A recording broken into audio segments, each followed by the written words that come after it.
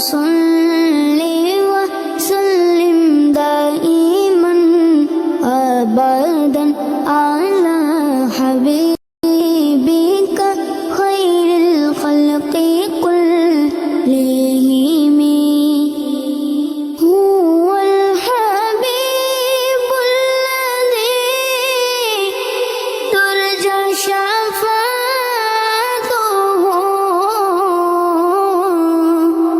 هو الحبيب الذي ترجى شفاعته لكل هول من الأهوال مقتحم. مولاي صل وسلم دائما أبدا على حبيبك خير الخلق كلهم.